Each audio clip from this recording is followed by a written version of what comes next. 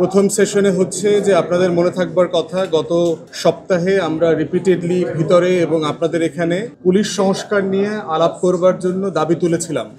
যদিও এটা আপনার ঐকমত্য কমিশনের যে অরিজিনাল এজেন্ডা দেয়া ছিল সেখানে পুলিশ নিয়ে আলোচনার কোনো এজেন্ডা ছিল না, কিন্তু আমাদের দাবির প্রেক্ষিতে আজকে পুলিশ কমিশন নিয়ে একটা এজেন্ডাভুক্ত আলোচনা সকালে শুরু হয়েছে এবং এই জন্য কমিশনকে ধন্যবাদ জানাচ্ছি। তবে এই আলোচনাটা আংশিক হচ্ছে।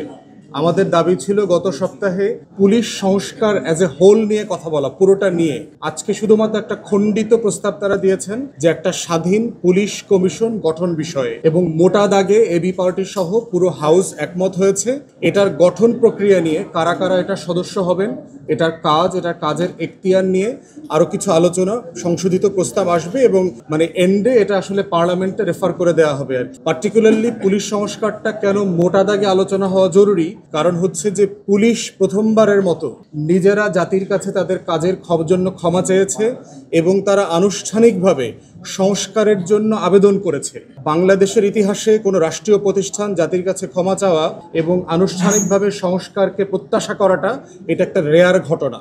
তো সেজন্য পুলিশের যারা সিনিয়র লিডারশিপ আছে ওনাদেরকে আমরা ধন্যবাদ জানাই এবং কমিশন এবং রাজনৈতিক দলগুলোর পক্ষে হচ্ছে এখানে এই প্রস্তাবনাটা রেজ করাটা জরুরি ছিল। যে কাঠামোটা প্রস্তাব করা হয়েছে, মোটা দাগে একজন সাবেক আপিল বিভাগের বিচারপতি, তারপরে হচ্ছে একজন সিনিয়র পুলিশ কর্মকর্তা, দুজন সিনিয়র পুলিশ কর্মকর্তা, তারপরে হচ্ছে সরকারি দল, সংসদে বিরোধী দল, ওনাদের প্রতিনিধি, আইনজীবী, মানবাধিকার কর্মী, এই ফরম্যাটে করা হয়েছে। এইখানে আমাদের এবি পার্টির পক্ষ থেকে কিছু সংশোধনী প্রস্তাব আছে। আমরা বোধ করছি যে দুইজন পুলিশ কর্মকর্তা সিনিয়র লেভেলে না রেখে, আপনারা জানেন যে পুলিশের ফরমেশনে 2,14,000 সদস্য আছে, তার ভিতরে 2,06,000 হচ্ছে যারা বিসিএস না, কনস্টেবল, সাব ইন্সপেক্টর, ইন্সপেক্টর এই লেভেলের, এবং তারাই কিন্তু মেইনলি পুলিশিংটা করেন, তারাই মেইনলি থানাতে দায়িত্ব পালন করেন, ওসির দায়িত্ব পালন করেন।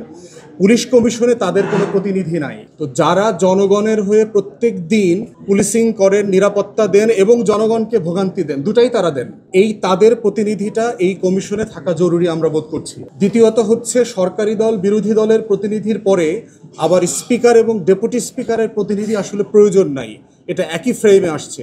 বরং আমরা বোধ করছি যে একজন রিটায়ার্ড সেশন জাজ দরকার, যিনি আসলে পুলিশ জানেন যে আপনার নিম্ন আদালতে সে তদন্তের জন্য প্রতিবেদন দেয় এবং সাক্ষী দেয়, মামলাটা সে প্রস্তুত করে, জিডি করা থেকে শুরু করে।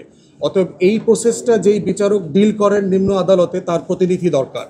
এবং সেই জায়গাতে আমরা বোধ করেছি যে একজন নিম্ন আদালতের ডিস্ট্রিক্ট জাজ, সেশন জাজ ছিলেন, তেমন একজন এখানে প্রতিনিধি দরকার। তো সেক্ষেত্রে কমিশনটা রিভাইজ করার জন্য একজন আইনজীবীর প্রস্তাব করা হয়েছে। আইনজীবীটা নিম্ন আদালতের অভিজ্ঞতা সম্পন্ন না হলে যেটা হবে, রাজনৈতিক পরিচয় আপনার উচ্চ আদালত থেকে একজনকে দিয়ে দিবে যিনি আসলে এখানে ভালো রোল প্লে করতে পারবেন না। তো সেই জায়গাতে আমরা বোধ করছি যে এটার ফরমেশনটা আরো একটু পরিষ্কার হওয়া দরকার এবং পুলিশ সংস্কারের, পুলিশের যে ভিতরকার সংকটগুলো আছে সেগুলো নিয়ে আরো বিস্তারিত আলাপ হওয়ার জন্য আমরা ইতিমধ্যে প্রস্তাব দিয়েছি এবং ওনারা চেষ্টা করবেন এটাকে আরো নতুন করে এজেন্ডাভুক্ত করবার জন্য। দ্বিতীয় জায়গায় হচ্ছে ছোট করে আলোচনা হয়েছে একটা কনফার্মেশন যে প্রধানমন্ত্রী দুই টার্মের বেশি অথবা 10 বছরের বেশি থাকতে পারবেন না।